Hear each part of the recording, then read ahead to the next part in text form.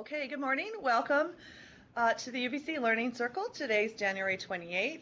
My name is Crystal Morris, and I am here in the downtown of Vancouver in Musqueam Territory. And first of all, I want to just talk a little bit about the setup for today's session. Stephen, if we could move Nenqayni Wellness Center to the center where Stolo is, that would be great. So I'm going to actually recognize the traditional territory of the Nenqayni Wellness Center, which is the Secwépemc territory, and also recognize that they're a part of the Chilcotin and the Carrier Nations as well. That's some of their board members and how extensive and far-reaching their services and how they've developed that partnership amongst the nations to deliver their effective servicing. Today's presentation is the Nenqayni Wellness Center Society.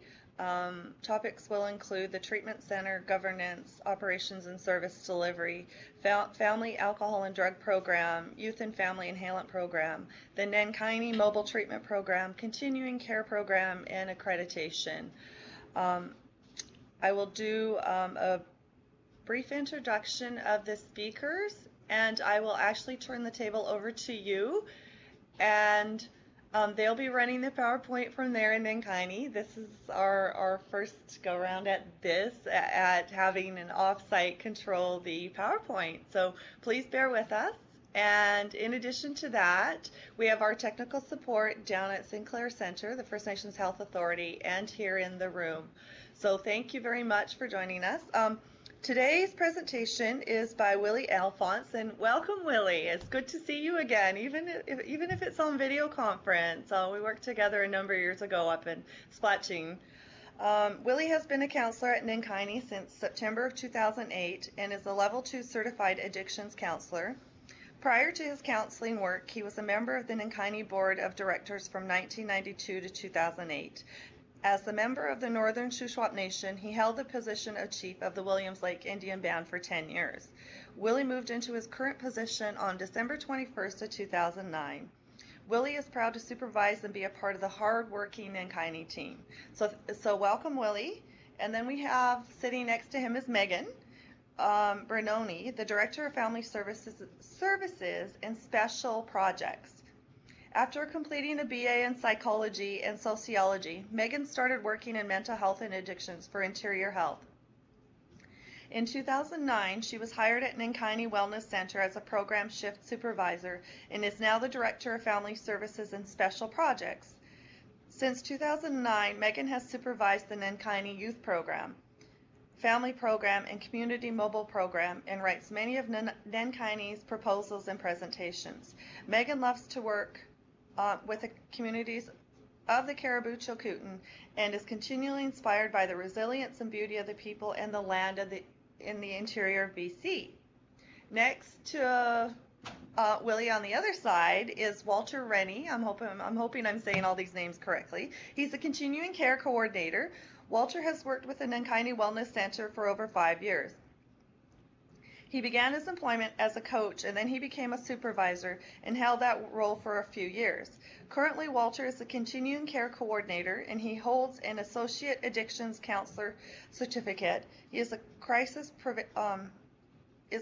prevention institute trainer and is qualified to facilitate grief, loss, and recovery workshops. Walter is involved in his community in many ways, and he loves his job and is passionate about helping others. So what I'm going to do is turn the table over to you, Nenqayni. If you turn on your mic, I will turn my mic off, and I will turn, I see that the presentation is very long, like there's a lot of slides, so I want to give you all the time in the world to get through your presentation. So let's turn it over to Nenqayni, and welcome and thank you for joining us today and offering to do this presentation. Okay. Good morning, thank you. Good morning. It's great to see you again, Crystal. It's been a while. Just a brief comment about myself. I'm raised on a Shuswap community, the Williams Lake Indian Band. I'm Shuswap Band Chilcotin. And yeah, our presentation, Nenqayni Wellness Center Society, our statement of purpose to provide holistic healing to First Nations, Inuit youth, families, communities in a safe and secure environment. Presentation outline. So our brief history, treatment center governance, operations, service delivery. Our programs here at Nenqayni, a family and alcohol drug program, which started in 1992. Before that, it was an individual adult program. A youth and a family Inhalant program, which started in 1996. Nenqayni Community Mobile Program, which we started just about a year and a half ago now. And our Continuum Care Program, which is ongoing. And accreditation.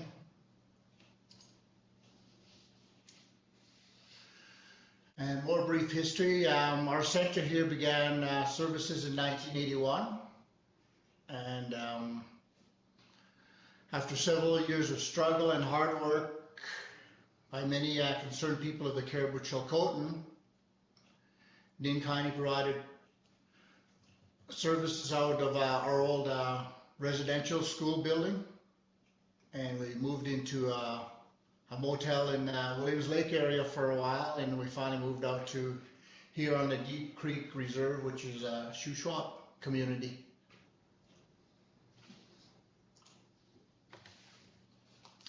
And as I mentioned earlier, Can I interrupt? Sorry, are you going off of your PowerPoint? Sorry, Willie. Okay, we're not seeing it up on the screen. I'm only aware of it because I reviewed your PowerPoint prior to the presentation. Okay. So you're going to have to hit your content button on your remote. So if you hit yes, there should be a content button on there. If you hit that, then you'll be sharing your PowerPoint presentation. And while you're doing that, I will just let people know that there's about 8 video conference sites, and then we had about 50 registrants on the webinar. So after you hit the content button, it'll be just a little bit of a delay for it to come on for you to share. We have a backup plan here if it doesn't work. Has Stephen changed the setting on his end to turn it on? Because we had a test trial this morning to determine whether it was going to work from our end or not. There it goes. Here we go. Here we go. There we go. There we go. A couple seconds. I'm glad you stopped us. yeah, it's better if you didn't see it.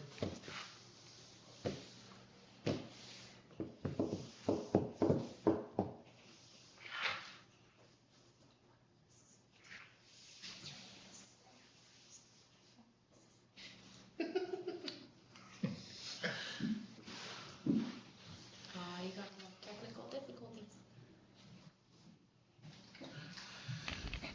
Okay, so you need to push the PowerPoint from your end. The red play button. The red play button. Yeah. Can you grab the red play button on this unit?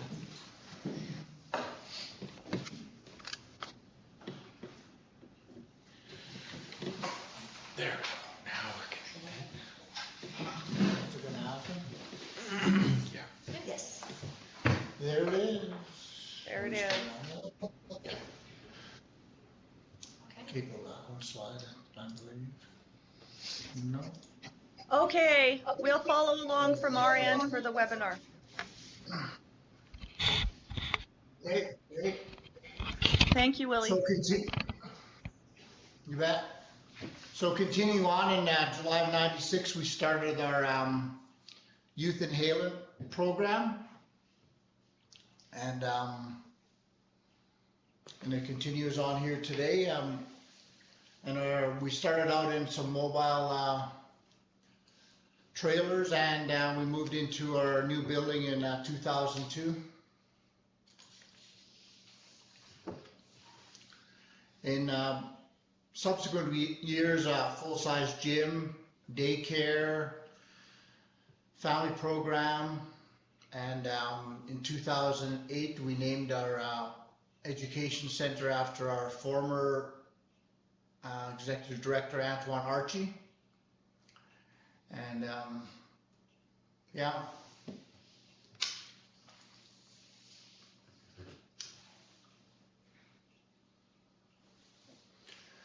So Nenqayni Wellness Center is a non-profit society owned by the 15 bands in our area, 3 nations, Carrier, Chilcotin, Shuswap.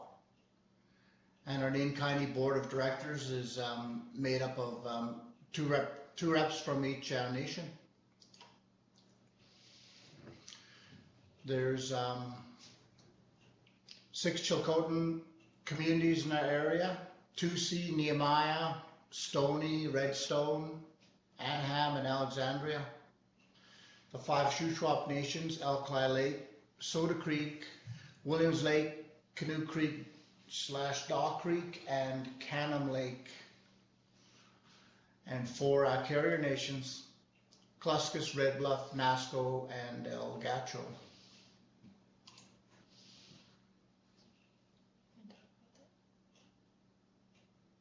And that's pretty well our service area and our location.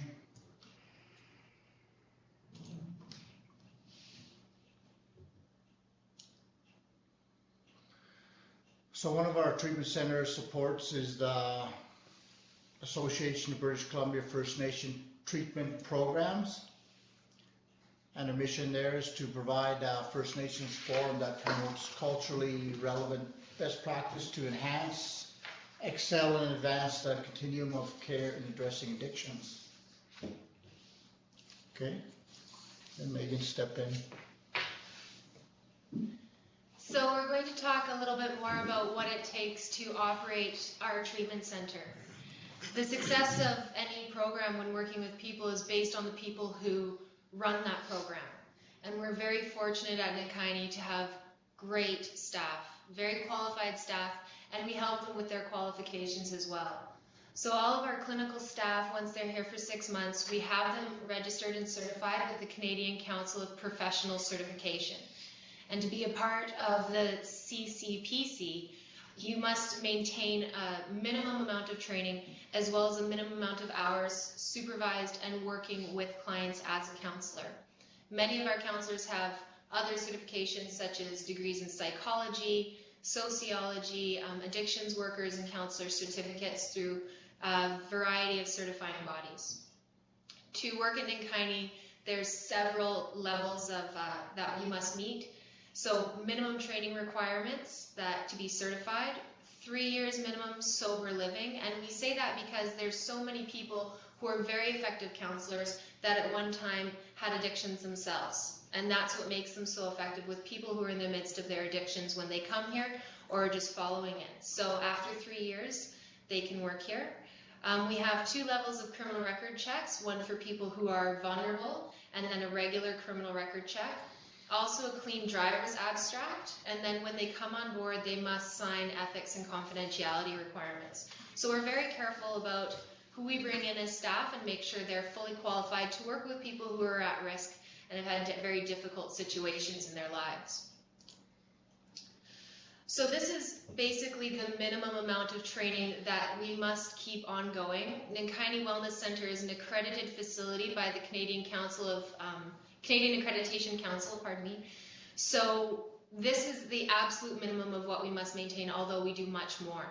So medication administration training, self-harm awareness, suicide skills training, non-violent crisis intervention, data and outcome collection, Aboriginal and cross-cultural awareness. We both have First Nations people and non-First Nations people working at our center. First aid, current mental health training, and resiliency. But we do quite a bit more than that. We've had lots of training in lateral violence. We do computer skills training, just a really wide variety. We have sections of each year we're allowed to use just for training our staff. So our program shut down, we have no clients, and we're really able to focus on making sure our staff are as updated as possible and as qualified as possible to work with our persons served. So just a little bit about what it takes to be brought into a treatment center and what our intake process looks like. All of the clients that attend both our youth program and our family program must complete an intake package. And they're very similar to other intake packages for treatment centers across Canada. So they're located on our website. If any of the referral workers who might be watching or family members are interested, it can be found at Nenqayni.com or by contacting us directly. We have 2 intake coordinators. Sharon Duffy intakes the youth program, and Joan Evans does intake for the family program. So if there's any questions about Nenqayni's intake policies, those are the ladies that you call, and they've been here for a very long time. They're both certified as life skills coaches as well themselves through the CCPC, the Canadian Council of Professional Certification, so they're very knowledgeable. And the basic requirements for acceptance into our treatment center is a medical screening, a minimum of 6 counseling sessions, a tuberculosis test, and a completed detox. So we don't run a detox center. Our clients should be dried out before they get here because there's a very strong focus on clinical interventions and cultural practice, and it can be dangerous, especially with withdrawal from alcohol, and that needs to be medically supervised. So at Nenqayni, our youth program and our family program is kind of built on a therapeutic community model. And what that means is the clients are living here for 8 weeks. This becomes their home. We skipped ahead there, I'm not sure why. And so we eat lunch together. Monday through Friday, all the clients are in the dining room with staff members as well. And they do evening activities together, cultural activities together, craft activities. So we really build, as much as we can, a community environment at Nenqayni.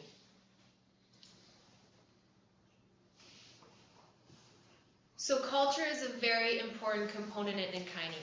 There's several different projects and committees and national bodies, provincial bodies that Nenqayni is a part of, and we're going to go through these as part of our presentation so we can really discuss the breadth of service and involvement that Nenqayni does. And one of the really important ones that we've been involved in lately is called CASI.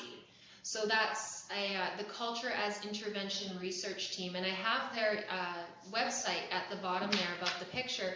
This is a really great project. We all know intuitively, as people who work with First Nations and work in addictions, that culture is so important to healing. It affects the intergenerational trauma, it affects identity, and as Willie often says, that nothing around the center that's related to culture or tradition is ever disturbed at the center. So we are part of this research team in which we helped collect why is cultural activity so important, and we collected data from different elders and counselors, what interventions were the most important and what were their experiences. So if you go to their website, there's several different videos and a lot of information about how they're collecting this information, how they're doing it in a way that's respectful and culturally competent. And I really encourage people to take a look at this information. It's a 3-year project by the University of Saskatchewan, led up by the research chair Colleen Dell. And that's a picture of us last year in Canmore, Alberta, at the last research forum. Our executive director, Willie's sitting in the front here. So this is the aims of the CASI project, and I just put it in briefly for anybody that might be interested. So to improve First Nations health related to substance abuse, and to create new innovative research, to document and generate knowledge and the indicators of impact. So we know it works, but let's prove it. To design a culturally valid instrument to measure the change for the clients, and to share these research findings. We want people to know about how effective it is and how important cultural interventions really are, why they need to be a core part of programming. And to provide a successful model of collaborative indigenous health intervention. So there has been a lot of work in this project to make sure that there was a lot of voices at the table representing treatment centers and nations and cultures across Canada for First Nations. And to facilitate mentoring opportunities. So we learn things from each other when we attend these conferences and these research forums. So to talk about some of the things we do at Nenqayni as it relates to culture, we start every day with drumming and sage, 7 days a week, and we are all in a circle singing and doing our smudge and prayer. And then as a regular component, and really a core component of our programming, we have sweat lodge ceremonies. Every group does pipe ceremonies. Every group does drum making, medicine gathering as we can seasonally, and drumming and singing. So it's really encouraged, and it's a core part of our programming. And we do feedback from our clients both weekly and an evaluation at the end of our programs for both programs. And consistently, our clients say that culture is one of the most effective things for them here. The sweat lodge ceremony is very effective. One of the other things that we love to see is our clients take ownership of the cultural activities that we do. So many of our clients might not have experience conducting a sweat lodge ceremony or conducting smudge in the mornings that we do, or even drumming. Maybe they were brought up in a foster home or not in their community and they're unfamiliar with it. So throughout the program, not only do we have them participate, but we also hope to have them take ownership for part of it and really lead those types of activities. We, unfortunately, because we're a national center and we take clients from all over Canada, we don't focus on one culture. We kind of have a blanket approach where we invite people to bring their own culture, their own songs, their own traditions and ways of doing things culturally, but we do things in a way that's as respectful to every culture as we can. So if we have individuals from a different area where the women don't drum or don't touch drums, we respect that, and it's their choice whether or not they want to participate. So another part of our service delivery is including individuals in the community, because community connections are so important. So we do a lot of different outings and activities such as AA, NA, roundups, powwows, and then also getting them together for crafts, medicine gathering, and then things that are really healthy activities. Because what our clients, a lot of them have experienced is severe addictions, severe substance abuse, or severe substance abuse affected lifestyles. And what I mean by that is not engaging in a lot of things that healthy individuals would do that would keep them busy. Because as many counselors and people who work in addictions would know, boredom is a very dangerous thing. So we try to show them all the possibilities that are out there to keep them busy and keep them healthy in a real holistic manner. Everything from doing meditation sessions to looking after yourself physically and exercising to doing emotional intelligence sessions.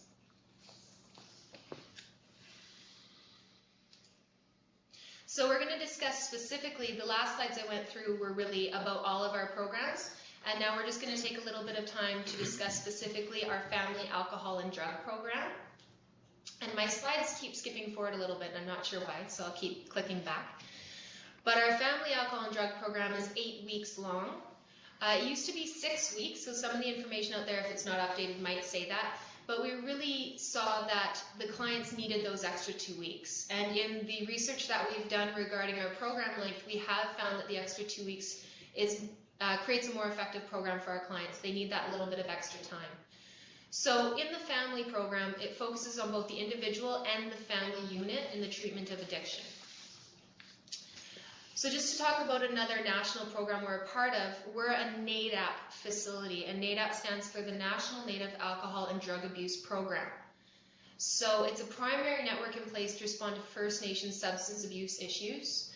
It's often a very collaborative and supportive program. We can go to them for research-based interventions. There's 49 NADAP centers across Canada. Many communities will have a NADAP worker, so a counselor that's funded by the NADAP program. And they've come out with a new renewal framework. It's a great document, and so I've added the website address for the NADAP renewal framework, so anybody who's interested in NADAP can be updated in that area. So this is what our programming tends to look like. We like to have cohesive groups as much as possible, so we bring in people whose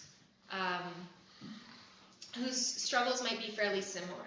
So single mothers, or we'll bring in groups that have both parents, or we'll bring in single fathers every once in a while as well. So that when they're in the group room, because group therapy has been found very effective, because not only are you learning from the counselors, you're learning from your co-group members as well. we try to have people that are on similar paths. Our program is dynamic and fluid.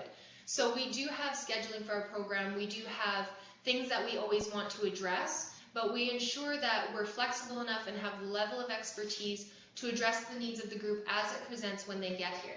We can only get so much information from the intake packages, and we might find that we need to change the program a little bit to best serve our clients. And we give our counselors the freedom to do that and have daily debriefs and regular review meetings to assess the effectiveness of our programs and how it's reaching our clients. But we have themes that carry throughout. So culture is a theme that carries throughout.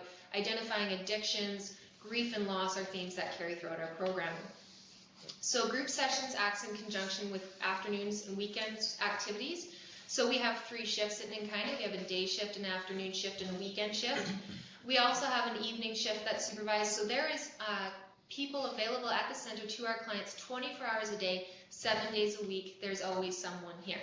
This is their home, and it's our job to make sure it's safe and that we're addressing their needs and looking after them.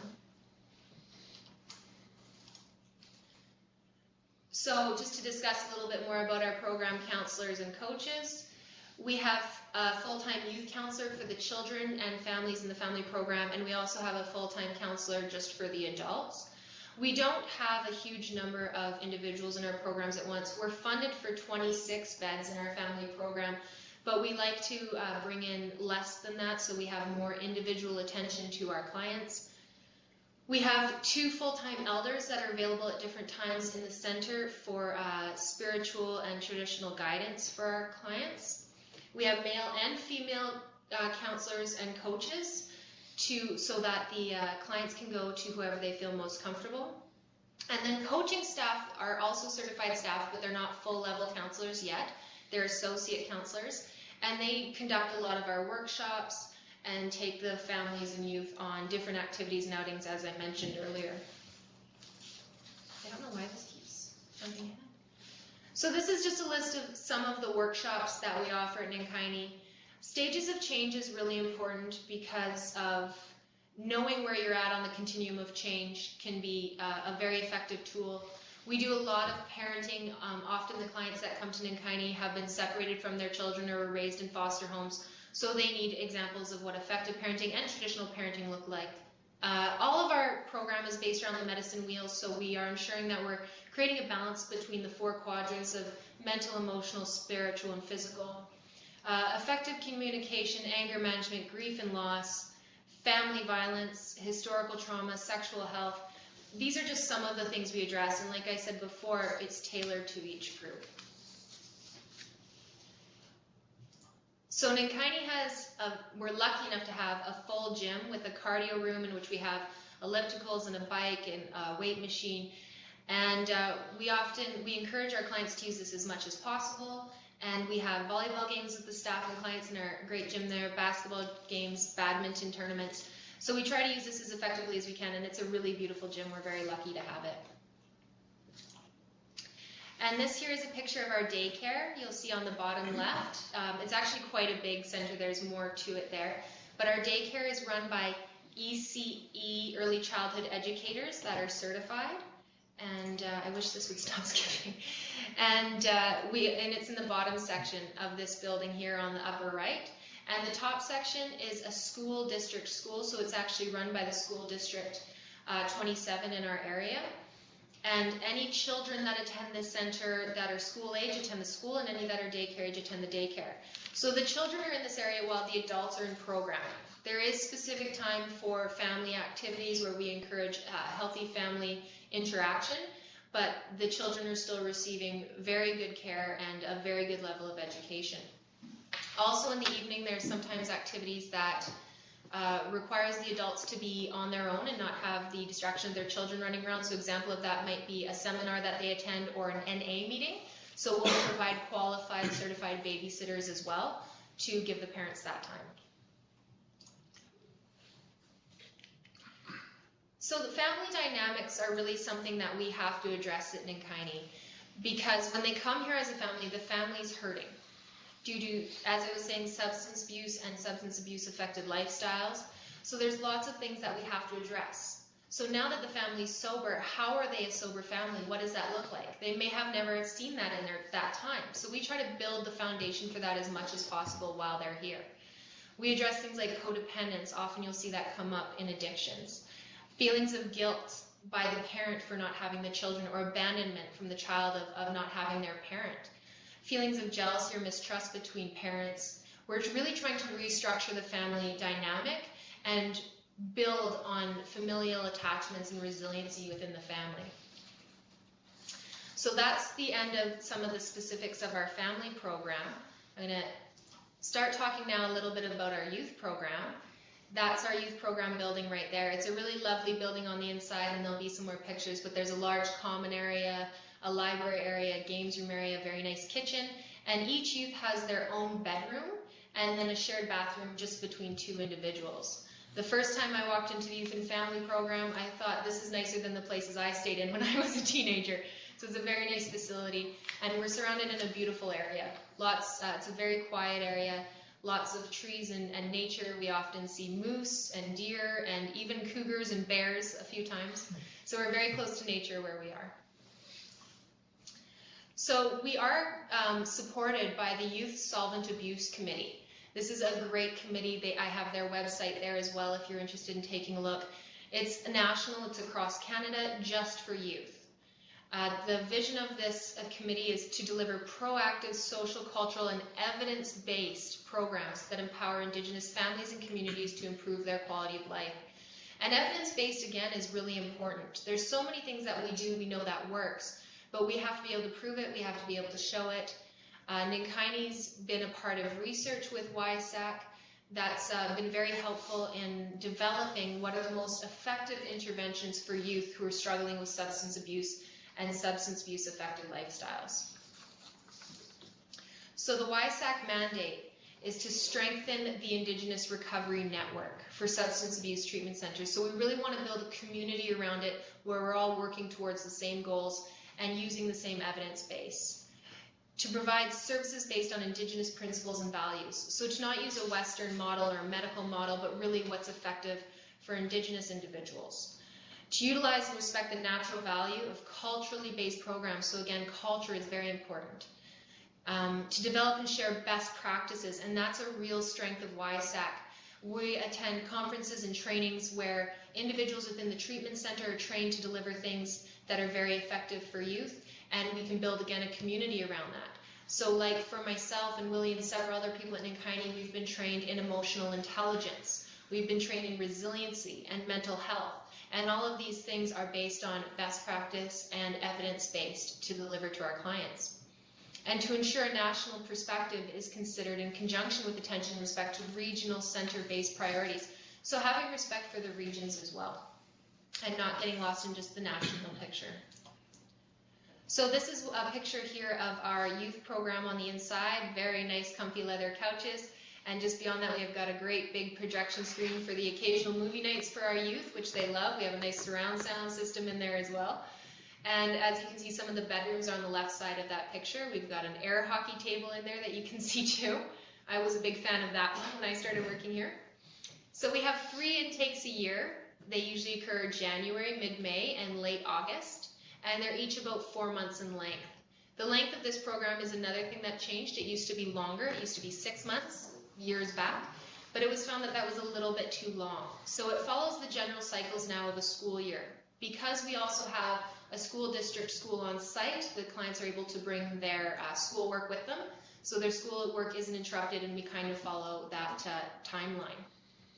So although we're called the Youth and Family Inhalant Program, I really want to point out that we take youth from all over Canada who are not just abusing inhalants.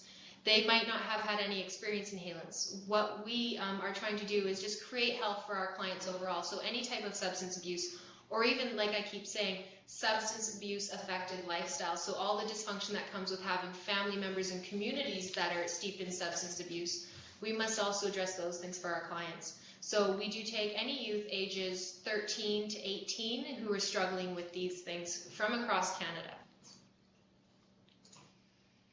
So like I was saying, we have a school, we do education sessions, group sessions, individual counseling. We have a focus on fitness using the gym. We also go into the near town of Williams Lake and attend different fitness sessions there. And we also do regular nutritional counseling in both programs. We have a certified nutritional services coordinator on site for both our youth and family program. Our youth program also participates in all the same cultural activities I was discussing before and all the same crafts. So again, trying to be really holistic and touch on all the different areas of our lives that create healthy human beings. And so again, this is just an example of some of the workshops that we do, but again, with our programs, we're always trying to address the needs that are needed the most, but there's always commonalities. We're always looking at things like self-esteem. We're always using the medicine wheel. Bullying is becoming more and more of an issue we really have to address with our youth, even in terms of cyberbullying. And anger management, grief and loss is a theme that carries throughout. Historical trauma, and a lot of information sessions about drugs of abuse. So really how those are affecting our brains, our development, and why we don't use them. And so that was the last slide on our youth program. Now I want to talk a little bit about our mobile treatment program. As Willie was saying, this is a new program. It started in the fall of 2012 when we were first funded by Health Canada.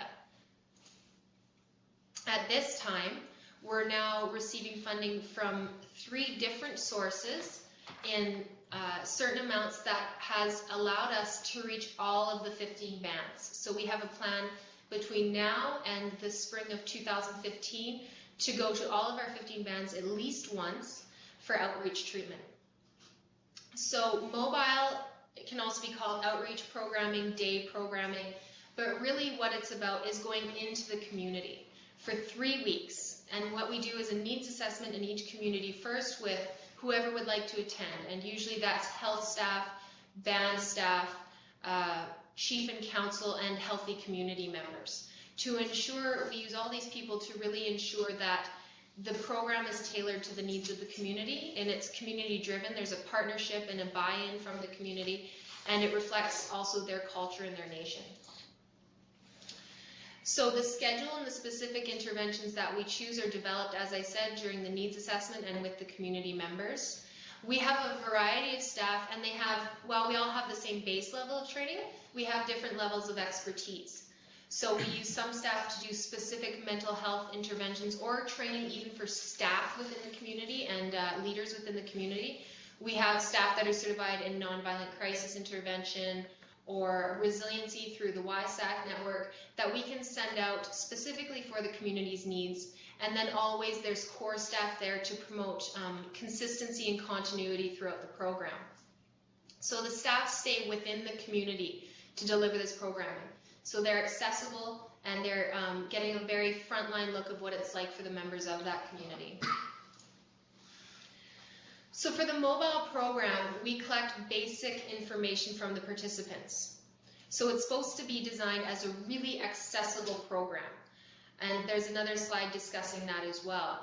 But none of the usual requirements and road bumps that you might find of attending a residential-based program. So really what we're trying to do is connect with a completely different cohort than we would who receive residential programming. And here at the bottom is a picture of a sweat lodge ceremony that was built as part of one programming, and drumsticks that was built as another part of programming. So again, culture is threaded throughout this program and is a very important core piece of it. So accessibility is key and is responsible for the enormous success we've seen in this program. So no medical, no testing, no sober time, no previous visits. We truly have an open door policy. So before we begin in each community, we do have an intake package that's very small to collect basic information. But if a participant hasn't completed that intake package, we wouldn't close our doors to them. We just have them complete it when they could.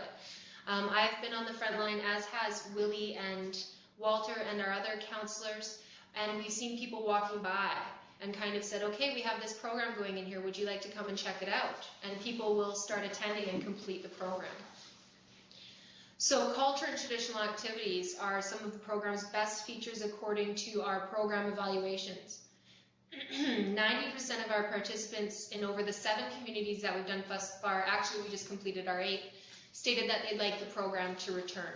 So based on all of the different measures that we've collected in the mobile treatment program, it's been enormously successful. And Nenqayni is continuing to pursue funding and continuing to generate data and reports from this program to really show the need for community-based, community-focused interventions. And it's not to replace residential treatment programming, and because you're reaching a different level of person. Some people do need to be removed from their living circumstances of their community to address their issues.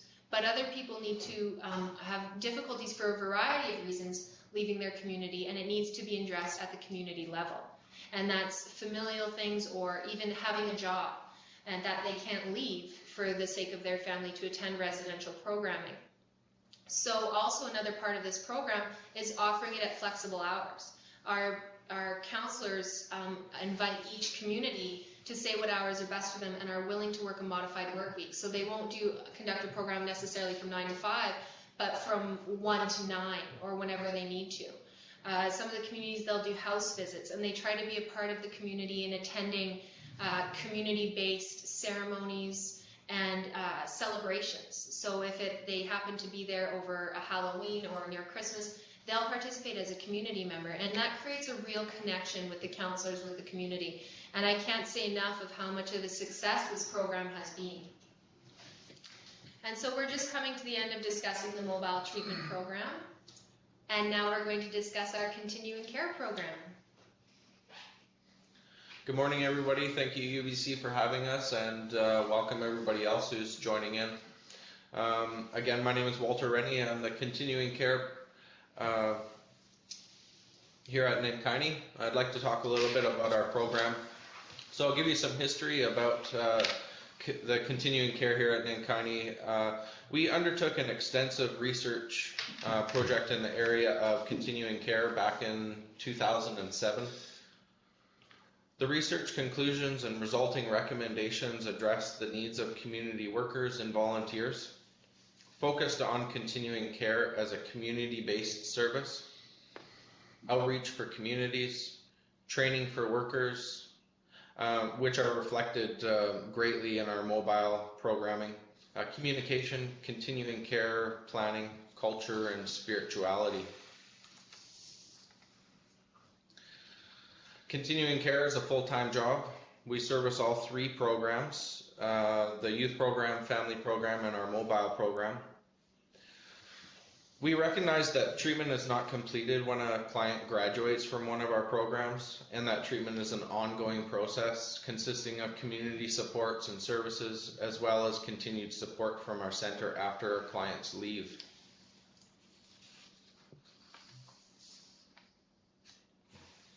With time, commitment, and collaborative efforts of staff, Nenqayni has developed and implemented a system that nurtures the importance of building relationships with our clients while they are here with us, and is sustained over a period of time for continuing support.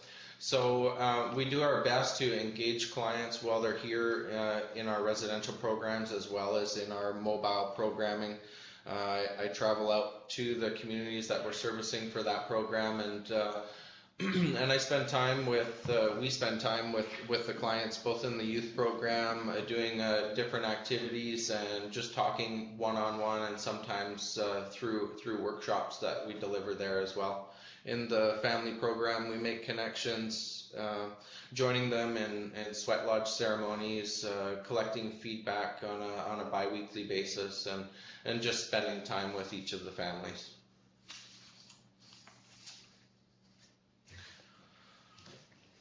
So we recognize the technological advancements of today's world and the impact of social media. So we've implemented a variety of contact options and continue to review options so that Nenqayni can provide the best services possible to persons who attend our programs. Today we make available the toll-free number, which I believe is on the next slide. Snail mail, fax, texting, video conferencing, Facebook, and I'd just like to highlight that that's a closed group for past clients only, and is at its securest settings to maintain confidentiality for our clients. Our system provides a schedule to assist with regular contact with past clients from our family, youth, and mobile programs. So often that would look like after a client has finished the program or maybe even left early.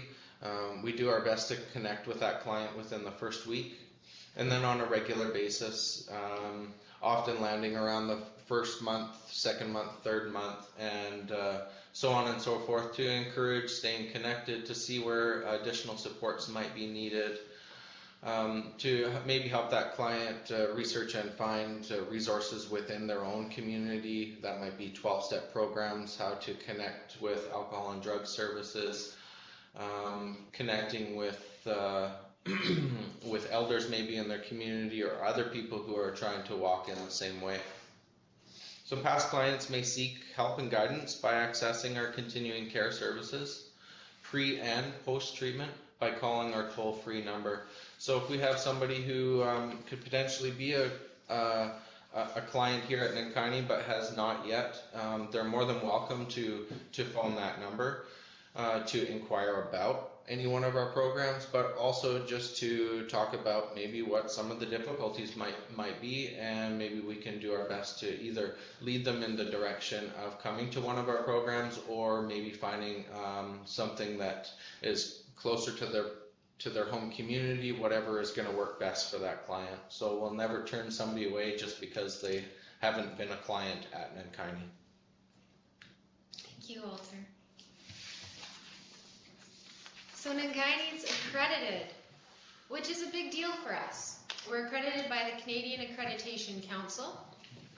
We've been accredited since 2001, and at first it was by the Canadian Council for Health Services, which is now Accreditation Canada. However, in 2010, our centre moved to the Accreditation Council, as did all the Youth Solvent Abuse Committee centres. That was the YSAC committee I was talking about earlier. We moved as a body towards the CAC. And what's really great about the CAC is it really reflects our programming. And accreditation is an important thing to have, I think, because as a referral worker, if I was referring to my client to a program, I would want to refer them to an accredited program first, and we'll discuss why, before I would send them to a non-accredited program.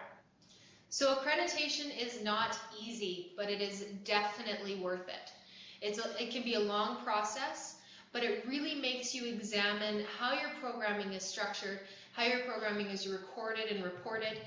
And we delivered a presentation recently at the First Nations Health Directors Association about accreditation and about the journey and some of the struggles and successes we've had. It assists with important areas of growth. So really, when we're examining our programming for accreditation, we see where we can grow as a center and improve our center and our programming for positive changes, and also in creating a healthy environment for staff and our partners. So I highly recommend accreditation for anyone who hasn't done that for their facility yet. Accreditation, the CAC, also can be found online, the Canadian Accreditation Council.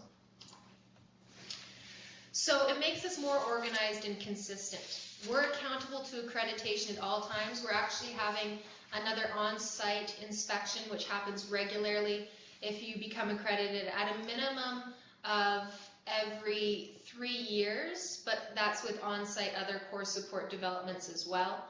It encourages us to communicate across shifts. So it's about everybody working at the center knowing as much as possible about what we do and how we do it to serve our clients the best and to support each other.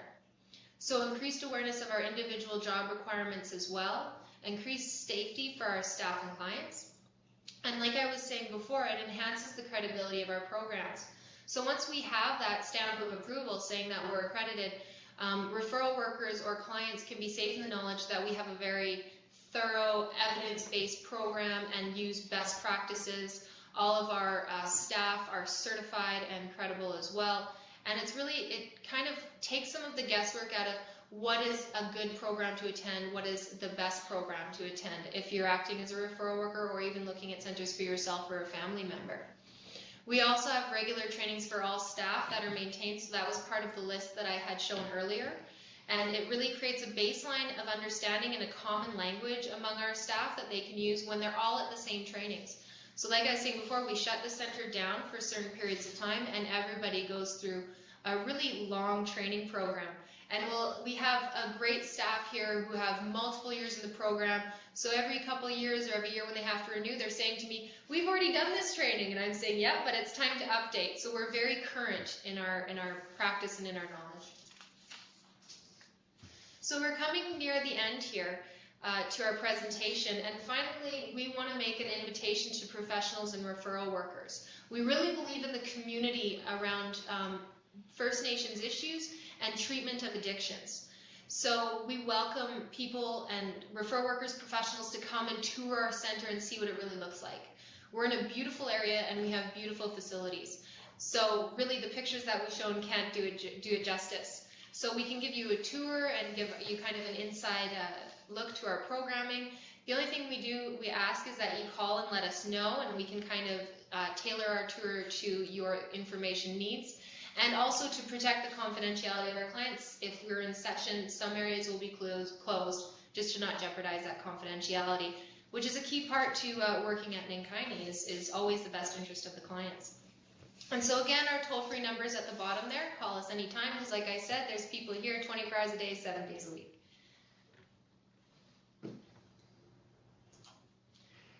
So finally, we have the question mark up there. A question you never ask will never be answered, and we are willing and able to answer any questions anyone may have. So at this time, we would welcome those. Okay, can you take the PowerPoint down so we can actually see the rooms? You can hit your content button, and that will put you back on the screen. Are you going to ask a question about AA? There we go. It will take a few minutes for the rooms We tried to come back online. And as people are typing here, I'll relay the questions to you on Adobe Connect.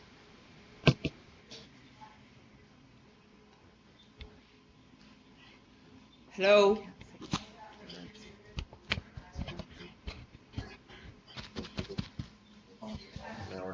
See what's going on. Hello? All bananas? Bananas.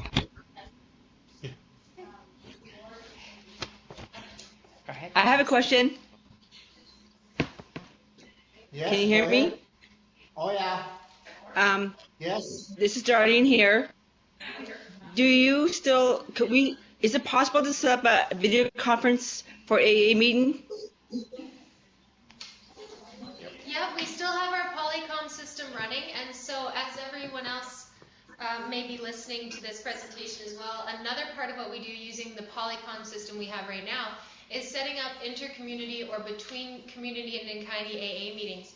So Darlene, we did that with you as part of your mobile program, correct? Yes, but something happened, it didn't work out. Right, so we need to try Yes, that again. but it didn't work out. We'd be happy to do that. So it's something we've done quite a bit with the community of Alkali, and we have our residential program clients sit around this table and participate in an AA meeting with clients or community members from somewhere else, or we'll have a closed AA meeting with just our counselors around the table working with one of the communities we've provided outreach services to. So in case anybody listening was wondering what Darlene was referring to, and that's something that, as the other communities and health centers are listening, can be achieved with the Polycom system. Is hooking up in this sort of format to have AA meetings, NA meetings, or just support groups for different levels of clientele or staff even. Thanks, Darlene. Okay, can I just get you to... Okay, thank you. Hang on, can I get you to do one thing? Some of us can't see you yet. If you could unplug the cable from your laptop or hit the red play button again, then you'll be back on the larger on all of our screens. It's just we're still connected to the PowerPoint. There we go. Thank you. We're good. Sorry about that. That's okay. Is there any other questions in the rooms? If there is, just please give us a hand wave so we know where the question's coming from. Comments?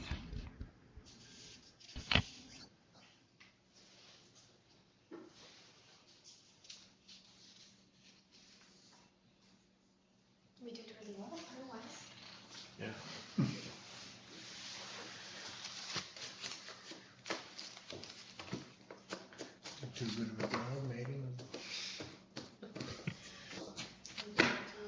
Hello, can you hear me? Yeah. Yes.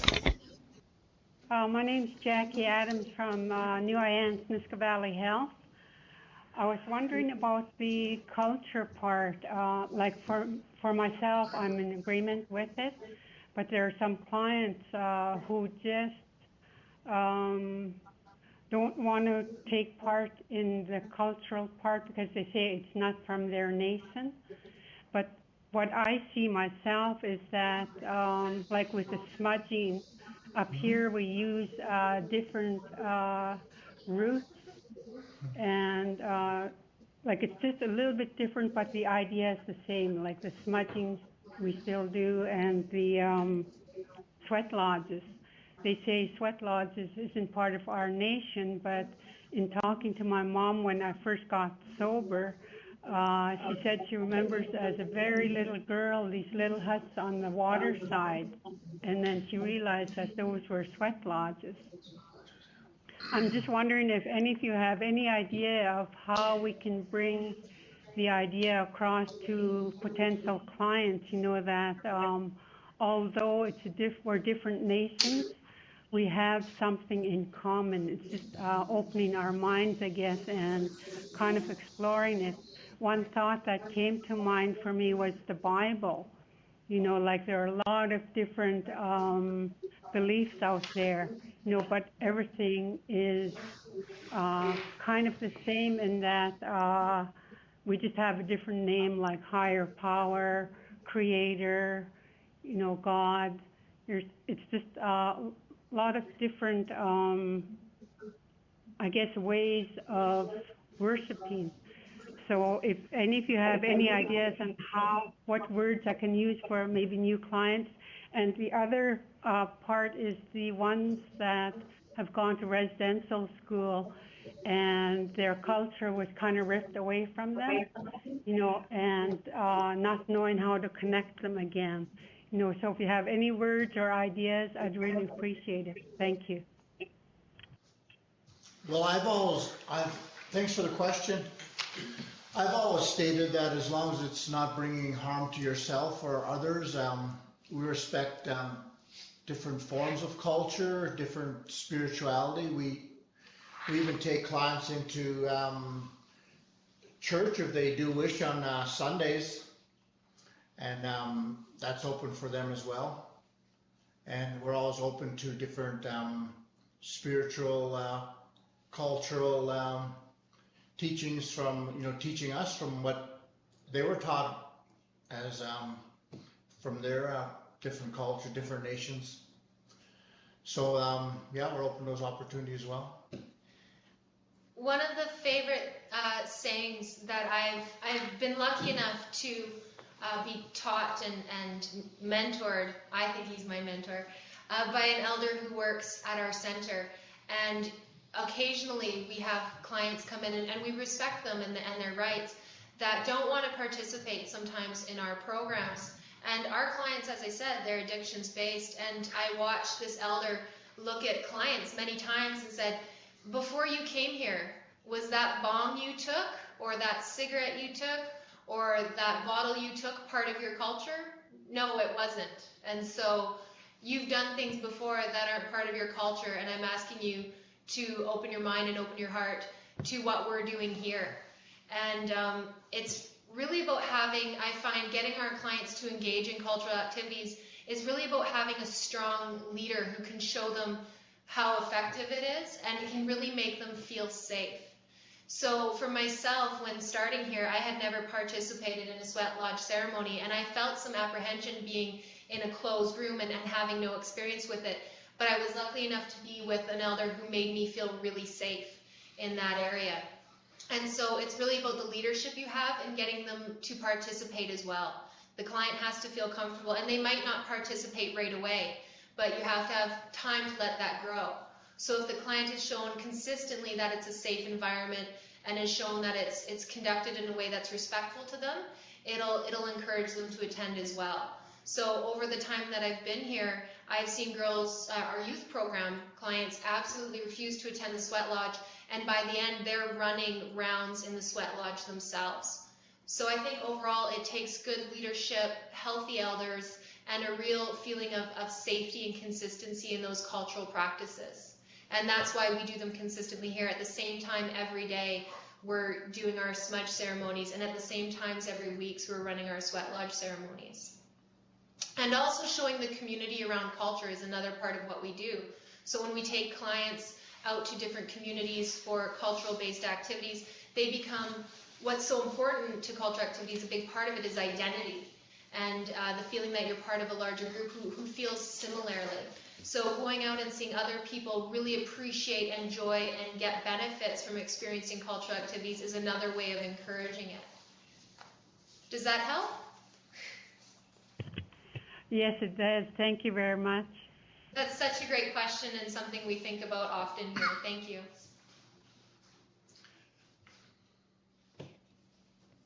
Sorry, so we do have a question on Adobe Connect. I'm trying to be as interactive as I can with the Adobe Connect. Lori was asking a question, and you may have partially answered it. Does Nengayni use telehealth to link with the healthcare people and the healthcare providers? Yeah, absolutely, we sure do. As part of our continuing care efforts, while clients are here in particular, we do our best to connect the clients while they're here with the referral workers, alcohol and drug counselors, so that that connection that was obviously present before they got here is maintained, and that support is sustainable. And that being said, we really want to encourage a community, as I was saying, around the treatment of addictions and healthy lifestyles and culture. So Nenqayni works often as a hub and as a central location for these things to occur in our area. So anytime we have referral workers, health directors, communities that want to connect with us for guidance, advice, information sharing, we encourage that. So call us, and we'll direct you to the right person to begin that connection with us, and maybe even neighboring communities or other health services. Is there any more questions in any of the video conference rooms? I do have another comment here on Adobe. I'm just getting a little bit of feedback. I'm not sure if the other rooms are. It's a little bit confusing. So if there isn't any other questions right now, I'm going to ask this question from Adobe Connect. Susan, thank you for the question.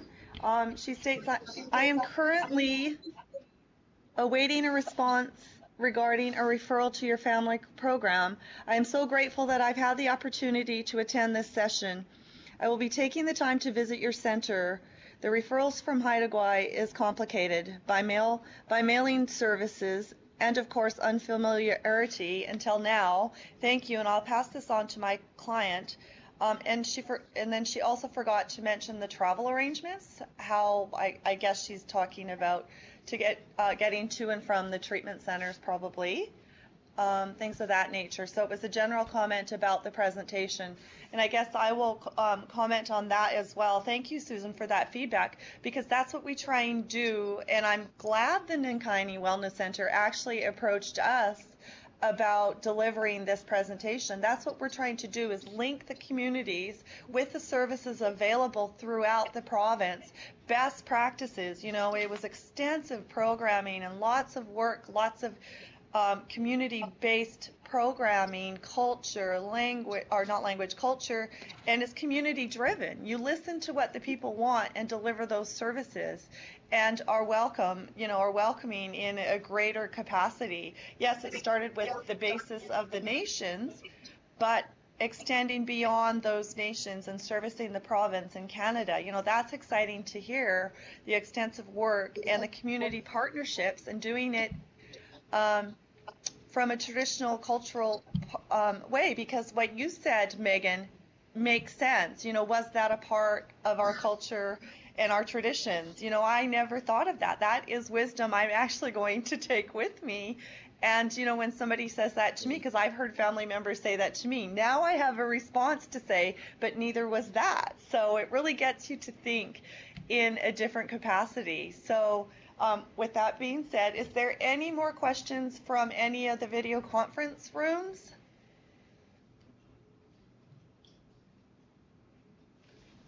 I think we're on mute. Are we? No, I can hear you. No. Okay. Now you're muted.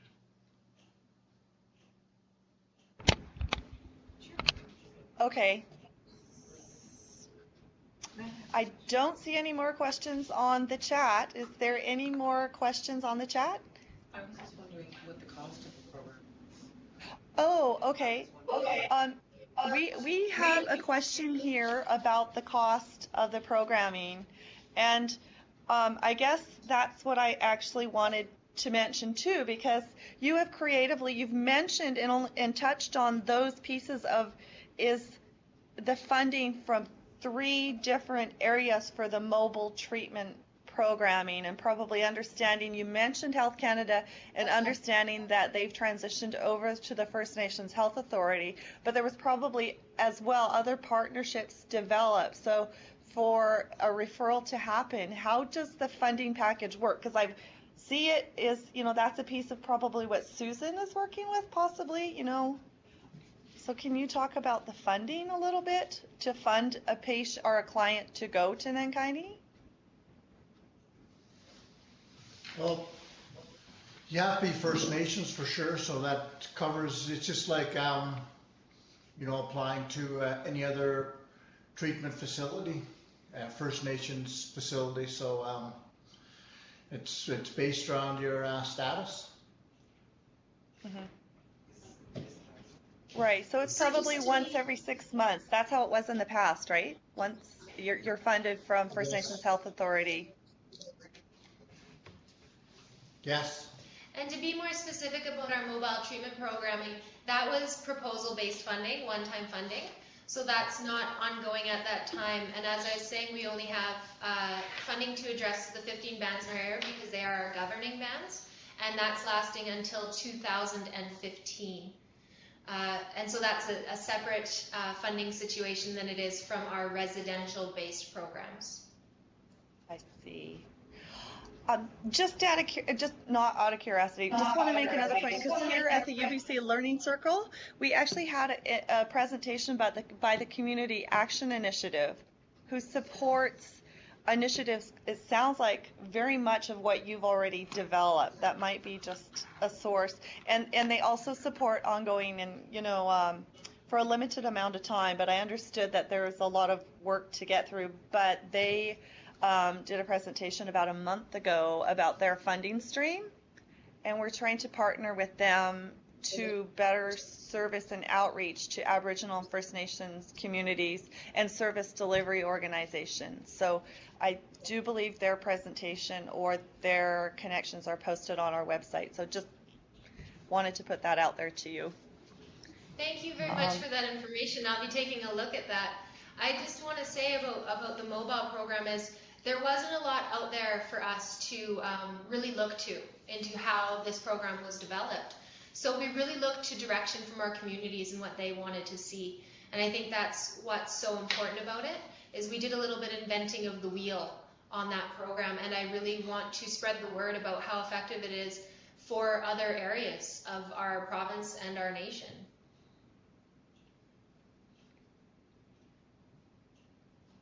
Okay, so I guess there's a question about clarification. It's around the funding.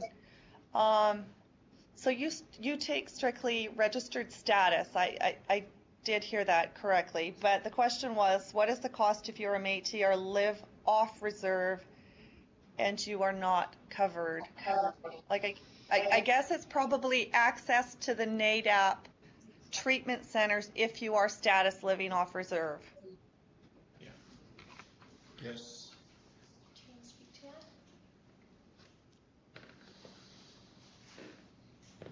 that? I know that according to our contribution agreement right now, we're not able to take Métis non-status, but we are looking at that further on down the road. It has come to our management table, and yeah, we see benefits in doing that as well. So that's still on, it's work in progress. So I guess for the off reserve, it's a matter of finding a counselor that knows the NADAP treatment centers such as Nenqayni, right, to make the referral through you and knows the process of helping those off reserve clients access your good services there. That would be the issue, is finding that counselor that can do the referral, right? Yes, it's basically getting a referral process. We've not only on communities, but also cities, towns as well. Friendship Centers have been a big help. Different, different organizations throughout our rural areas. Okay. So Susan has added, clarified her comment on travel arrangements. So Susan states, I will clarify the travel comment. It is difficult due to making the arrangements to attend and come home due to the response time and having mail-in packages when our mail can take up to a month to get here. I'm thinking about how to make this more effective. So our intake packages, as I said, they're online. You don't have to wait to send one. It's in PDF, so you could print that off, complete it, and fax it to us. And our fax number is at the end of the presentation that I can put up again, or it's on our website. And the other way to do that would be to print it, fill it out, and scan it back into a digital document, and then email it to our intake coordinators. And their email addresses, as well as their contact information, is on our website as well. So that would really speed up the process of getting the package here. In addition to that, can we post your presentation on our sites and link as a resource? We always ask permission before we do that. Okay. For sure. Thank you. So is there any more questions in the rooms, in the video conference rooms? Comments? Okay. Yes, I see somebody trying to. You can just turn your mic on. Can you hear me? Can you hear me? Yes, we can. Yes. Okay. I was just wondering what the wait list is like to get into Nenqayni, and also are you obligated to, I guess, to take the bands that I guess you covered? Do you make sure that their intake is taken care of first before you take outside of that area? Yes, our family program can be up to a 6-month waiting period. That's not always the case, and we do take in an 8-week program as well where there's single parents, and we've had single fathers come in as well. So about every third intake we have a single parent program, and our youth program is basically there's basically no waiting period as long as the paperwork is all in place.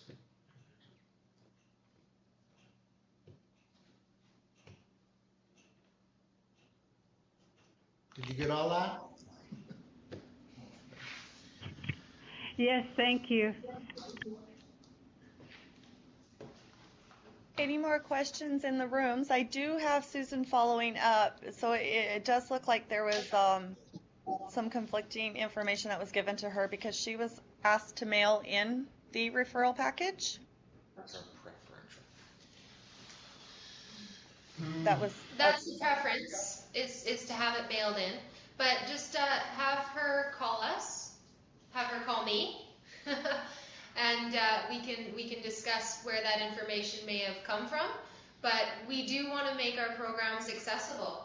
So yeah, get her to call in, and we'll work that out for her, and get her clients or referrals here as soon as possible.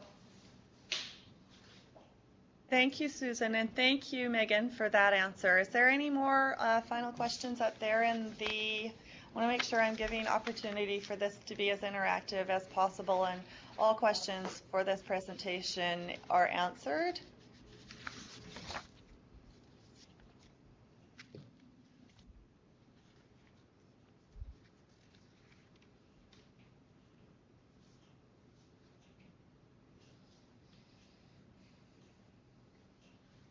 Okay, so thank you. So in closing, I guess part of it is being comfortable when you're sitting here to allow the opportunity and the interaction to happen across the rooms and across the webinar format. So I'm going to, at this time, thank our presenters from Nenqayni. I really appreciate you contacting us and your regular participation in the UBC Learning Circle and the UBC Youth Circles. I appreciate that support.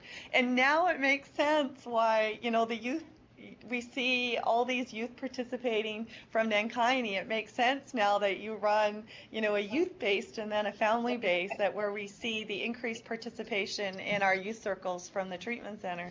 So I appreciate the ongoing support from you, and I really appreciate, your sharing your best practices, because that's, why the UBC Learning Circle was formed, is to share that across the province and your knowledge. So I'm actually going to thank all three of you for making the time in your agendas, the many hours that you put into your presentation, and the correspondence with our technical team. And at this time, I'll thank our technical support, Catherine here in the room, and Amanda, who is here in the room, and Stephen, who builds our bridges for the video conference down at Sinclair Center from the First Nations Health Authority. So I'm going to close today's circle about the upcoming learning circles. And if you haven't heard, this is probably, I think I have 3 more learning circles, and I've chosen to move on from the University of BC. And so our upcoming circles include February 6th. We have Mental Health and Nutrition with Rebecca Savity from the First Nations Health Authority. That's our second in a series. February 11th, we have BC Aboriginal Network on Disability Society Health Resources Support and Disability Programs available across the province, and that will be presenters from Victoria. February 13th, we have Leading Change, Getting Started on Leadership and for Physical Activity. So we will be joined by Grand Chief Doug Kelly, Healthy Families BC, Aboriginal youth interns from the Ministry of Health. And February 20th, we'll be streaming from an evening session, Aboriginal Women in Law, a partnership with Simon Fraser First Nations Student Association. March 11th, community has asked about presentations on lateral violence. And so we partner with Kokwe Consulting, and we will have Denise Finley here doing a presentation about making sense of lateral violence. So March 13th, in our continuing series on health and food and nutrition, we have early childhood nutrition with Jerry Caston of the FNHA. March 27th, we have traditional foods with Suzanne Johnson. She'll be presenting from up in Penticton. April 10th, we have healthy eating for wellness and chronic disease prevention and management with Rebecca Savity. And then April 15th, in our continued series of lateral violence, the roots of bullying, how the bullying is created. As always, we welcome your feedback. What people have been doing, much like Nenqayni, they've been approaching us about presenting here at the UBC Learning Circle. We definitely give you as much support as we can in preparation for your delivery, as well as input into your presentations. So if you have any ideas, you want to give us any feedback, please send us an email or connect with us on Facebook and Twitter as well. So thank you very much, Haichka and Nenqayni, and I look forward to seeing you all at our next sessions, and thank you. Thank you, and thank you for your support in putting this together as well. We really appreciate it. Push jam. Thank you. Have a great day, everyone.